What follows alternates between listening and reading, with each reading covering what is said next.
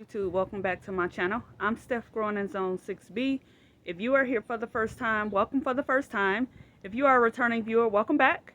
So in Ohio, it has been seasonably warm up through now, but because we are getting ready to get our first frost, I thought I would come out here and get some things done. There's a couple things that I like to do when I know that the first frost is coming. I have did a lot of cleanup in my garden. I have went ahead and prep some things and make sure that I just got ready for the spring. But it's a few things that I want to do. So let's get into it. So number one, I need to do some harvesting. So most of my vegetables that I have planted has been very cold hardy. So that's my collards, my cabbages, my brassicas, all of those things are very cold hardy. Now, what I will say is what I have noticed from my yard, that cabbages are not as cold hardy as some, as like collards or kale, but they will still take a frost. So the first thing that I'm going to do is get out here and harvest a lot of the things from, believe it or not, the summer that are still growing, that needs to be preserved, that needs to be taken up if I don't want them to be killed. First thing I got right here is my celery. So I'm going to sit my tripod down and I'll show you. So this is my bed with my celery. It has been growing all spring and summer long, and I am going to take this celery because the frost is coming and I want to cut it back. Now what I will do is I will leave the actual celery plant in here, just because I do know that celery is cold hardy, but it is not as cold hardy as some of the other plants. And so I know that, well, at least I won't say that I know, but I don't think that it will survive as good as some of the other plants. But I'm gonna at least take what I need. Now I have plenty of celery. And the reason that I have plenty of celery is because I bought this plant. Can we just admire how nice that looks? Look at that, y'all. Look how nice that looks. The reason that I have plenty of celery is because, I purchased a couple plants. I did not start this celery from seed, although I have done it before. I started this celery from plants. And the reason that I have an abundance is because when I thought my celery was dead, I bought another one and I bought another one and I bought another one. So I have 3, and anyway, it didn't end up being dead. It ended up bouncing back and bouncing back even better. So I have never had celery grow this long into the season. And so I'm going to see what it does. This plant is extremely healthy. Because I have so much celery, I'll be able to give some to my relatives and save some in the freezer. I saw a recipe for celery pesto. I don't know if I would like that. I mean, I like celery, but I don't know if celery pesto is something that I'm going to try. I love pesto, traditional pesto, but celery pesto, I don't know. So that's my celery. I tilted the camera down. That's what it looks like. And if y'all guys can see, look at all of this celery that I have. So the next thing that I am going to take are peppers. And I will show you guys my peppers that I'm going to go ahead and harvest. This is a lot of celery, y'all. I don't know what I'm going to do with all this celery. Now, this pepper plant is about done anyway. So, and I'm sure that the frost is going to take it on out. When it gets warm, actually, I am probably, well, during the daytime is what I'll say. I will probably go ahead and prep that bed and pull those peppers out. Now, if you've been following my channel, you will know that I have quite a few peppers growing in this greenhouse. It's a small greenhouse, and I have been having some trouble with this greenhouse and the way that it is set up. It has also fallen apart several times. Like it currently doesn't even have a roof on it, but it has done its job in protecting my peppers.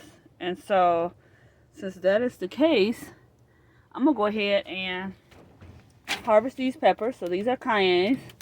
Let's get these cayennes. And really, y'all, when the weather gets like this, I'm not trying to save anything at this point. I'm just trying to, harvest and get what I can, because I don't want my peppers to get mushy from the frost. So I go ahead and pull them. Now I do use my cayenne peppers to make a pepper sauce, which I really have enjoyed. My family says that my pepper sauce is too hot. I gave some to my husband. He said it was too hot. But I like spicy stuff. It's not super hot, y'all. It's just a little hot. So, to each his own. But I have enjoyed it. So I will not be buying any more hot sauce, because I can just make some green pepper sauce with these here peppers I got. And so from now on, that is what I'll be doing, is pulling these peppers off, growing peppers every year. And cayennes, just so that you guys know, they're really prolific.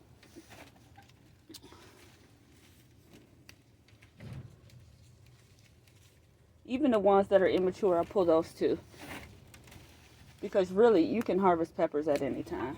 So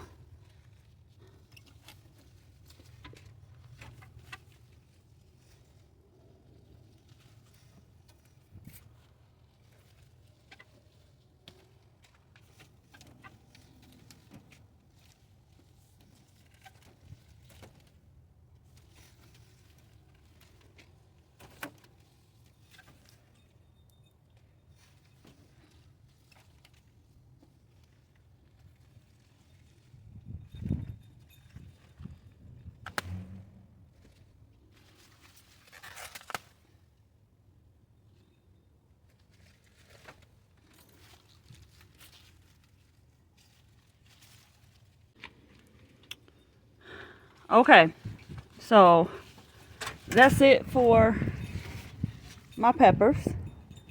So the next thing I'm gonna do is harvest some herbs.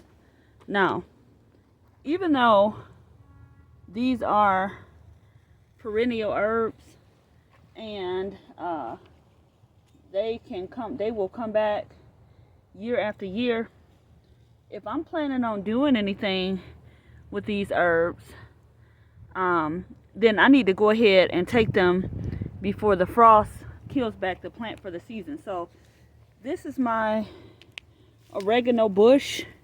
It is already about done, but I'm gonna go ahead and trim it back anyway. For the record, because this oregano bush is so large, I think what I am going to do next season is divide the plant and go ahead and give or sell some. I won't give any away. I won't say I'll give any away, but I'll go ahead and sell some. Now, what I'm getting ready to do with these is make some oregano oil, which is supposed to be good for many different things. And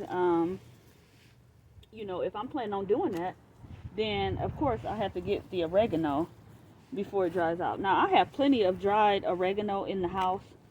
So for oregano, I did harvest some when I trimmed the plant back in the spring. But because my oregano bush has grown so much, you know, I get my herbs. I'm not quite sure how much oregano I will need to make an oregano oil. If anybody knows, let me know, because I don't know. But what I did tell y'all earlier, if you've been following me, is that, I want to get into growing herbs. And if you notice, I'm not like doing anything fancy with these herbs. So, I'm not really being that neat about it. I'm just trimming this oregano back before the frost. Just giving it a haircut, literally. And, I find that I could just take a handful and just do just like that. And can harvest this oregano just like that. Now, I probably will rinse it off, because some of it looks kind of, dirty. So, I'll probably do that. Okay, so that's oregano. Also, you can see that I have these spring onions. I'm going to pull them. I know I don't have to. I could probably leave these onions in here. But I'm going to go ahead and pull them just because they kind of dwindling off. And kind of messed that up. And this part right here is starting to get a little soggy, so I can actually dry these out and make green onion powder, which is probably what I'm gonna do. Oh, this actually looks like, I don't know if that's a bulbing onion or not, but at any rate, I'm gonna put the onions in there. Matter of fact, no, I ain't. I'm gonna just cut it back. I ain't gonna pull them. I'm gonna cut them back, just like this. And, well, I already pulled this one, so I'll pull it. I could have put them roots back in the ground. I have some growing in the house too that I pulled up from out of here that I just have in water, believe it or not. So these onions here, bunch of onions, they are cut and come again, just like the celery, and just like the celery, just like the thyme. Here's some thyme right here, which I'll go ahead and trim as well. Since these bunch of onions are cut and come again, then I'll go ahead and keep them. And since this thyme is cut and come again, this grass in here, then I'll go ahead and keep that too. Okay, so the next thing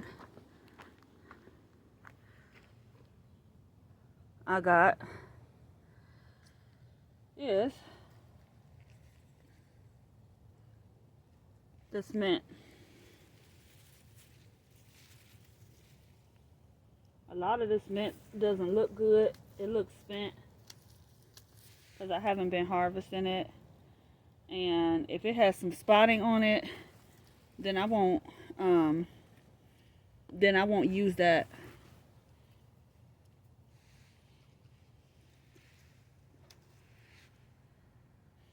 Smells good though.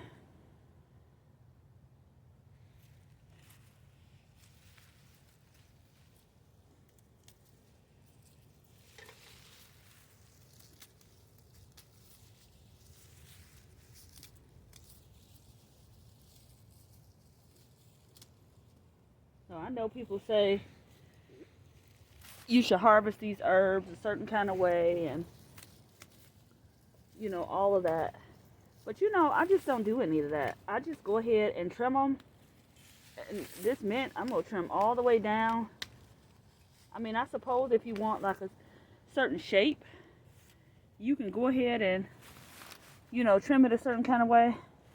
But because I don't care anything about that, I'm not going to do that. I'm going to go ahead and trim it. Just cut it down. It'll come back. It'll come back. So,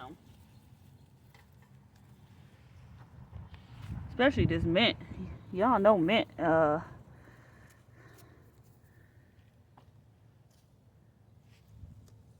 There's so many nodes on here, honestly, that it doesn't really matter how I trim this. I know that it'll come right on back.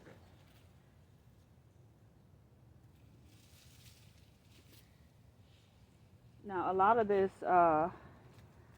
peppermint is already like done for the season. So, if y'all notice, way in the back right here is the celery plant. What y'all think? Should I take this celery or should I leave it? I don't know. It didn't grow as large as the other one. Weeds in here. Okay, so I got my mint, I got my thyme, I got my oregano to make oregano oil. I got my celery, even though I didn't harvest all of it. And you know, those are the things that I'm going to preserve before the frost.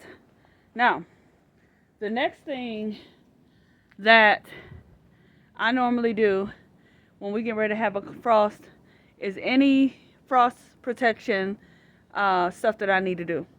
So, if you take a look at my greenhouse, you can see, can y'all see that? There is no top on it. Now, the panels have blown off. This was a cheap greenhouse. It didn't cost that much, but it has already been done in by the elements. And so one of the things that I found out last year with a greenhouse is that bubble wrap, the ones with the large bubbles, make a great insulator. And so I'm going to go ahead and use some bubble wrap to secure the top of my greenhouse just for planting. I'm not saving much in there, but I do like to use it for seed starting, and I do like to use it for certain vegetables that I grow throughout the winter. And so I'm gonna go ahead and do that. So do your frost protection, go ahead and do your harvesting, and then the next thing I do is I prep my beds. So prepping beds doesn't have to be a complicated process. There's a couple of things that you can do. I will say that I do, or I have done, and that you can do. So one of the things, if you have compost, you can put down some compost and cover your bed with compost, and I normally put wood chips on top of that. So I did do that for one of my beds, and I'll show y'all that in a minute. The next thing you can do is, if you have some organic, I like to use organic granular fertilizer. If you use synthetic fertilizers, that's fine too. Go ahead and put some organic fertilizer over it. If you don't have mulch to cover that up, go ahead and put some cardboard, will work fine. Normally you can get cardboard free from any store. I know we have a Dollar General by us. They're always breaking down cardboard. You can go in there and get stacks and stacks and stacks of cardboard, and they will not bother you about it. I normally just ask and say, hey, you know, I'm here for the cardboard, and they just say go ahead. If you don't have any of those things, no compost, no fertilizer, you can simply just cover the beds up. And you can use cardboard for that, or wood chips, or grass clippings. If you have grass clippings, you can go ahead and put down the grass clippings as well. I would say don't put down grass clippings super, super thick though, because grass clippings tend, if you put down 2 inch, I would do no more than a couple inches. Anything, or I would not even say a couple inches, like an inch or so. Anything more than that, grass clippings, in my experience, tend to clump and get mushy, and so, not gonna do that. And if you don't have any of that and you don't feel like doing anything, you could just do nothing at all. Now, one of the reasons why I cover my bed is because I have clay soil. So I have worked on my soil for about a little over 3 years now. And, one of the things that I find that if I don't cover my beds, then the in-ground beds tend to be a little more compacted in the spring. Also, I like to reserve or preserve the fertility of my soil. So what that means is the mycorrhizin, all the good beneficial insects, all of that stuff, I'm gonna give them a little cozy little space to rest. And I don't want, also, you can have nutrient runoff. So it's going to snow, it's going to rain throughout the winter. All of those things are going to happen. And so if those things are happening and your soil is not protected or covered, then you could be wasting some nutrients, and ain't nobody got no money for that. And so those are just a few of the reasons why I like to cover my beds. Plus, it's nice in the spring to have an already prepped bed. In the springtime, the resiliency is back. We all excited, and the last thing you want to do is have to prep like a whole bed. Like, it's nice to have that granular fertilizer sit, because granular fertilizer is a slow release. And so normally for Ohio, the winters last about 3 months.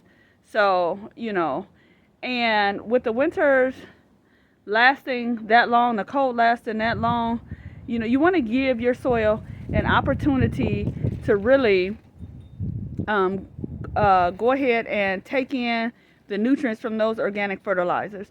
And so those are just a few of the reasons why I go ahead and prep my beds in the fall. Now, like I said, this is what I do. If you don't want to do any of this, you can just leave the beds right there. It ain't gonna be the end of the world. If you don't have any of it, you don't want to do any of it, you tired of looking at it for this year, that's fine too. Don't do any of it, and guess what? Your beds will be okay next season. You'll just have to do some amending and such, maybe, to get them ready, but they will be just fine. All right, y'all, that's what I do. The frost is coming, I think, tomorrow. Final thing I do is, if you have any citrus plants that you're growing, you need to move them inside. I have one, a Meyer lemon, and since the frost is coming, that Meyer lemon is going into the greenhouse. If you don't have a greenhouse, maybe put it in a shed. If you don't have that, maybe go ahead and put it in the house. I would just, if you have some organic insecticide soap or something like that, I would go ahead and spray it, or at least change the soil so that you're not bringing any bugs in your house. If you plan to overwinter things, you do not want the frost to kill them off before you overwinter them. You want to make sure that you don't want the frost to hit it and then it's looking half dead and now you're trying to overwinter. You don't want to do that. So you want to pre-plan. Like my geraniums, I tend to overwinter. I am very behind on that this year, but I am going to stick them in the greenhouse. And so that'll give them an opportunity to overwinter, and hopefully they will come back. So those are just a few of the things that I do. If you do anything different, let me know what you do. And yeah, I will see you guys on the next video. The frost is coming. You guys take care. Trust me, you don't want to do any of this stuff when it get bitter cold. You ain't gonna want to be out there doing that. I do not want to be out here in the bitter cold doing that. And so, that's it. So I have my, abundance of harvest right here. My celery, my peppers, and my herbs. which I will show you right here, and you know, a few onions. And so that's what I got. All right, y'all. Y'all take care. I haven't planted my garlic yet. Y'all stay tuned to that for that. I will share with you why in the next video. All right, y'all. Bye for now.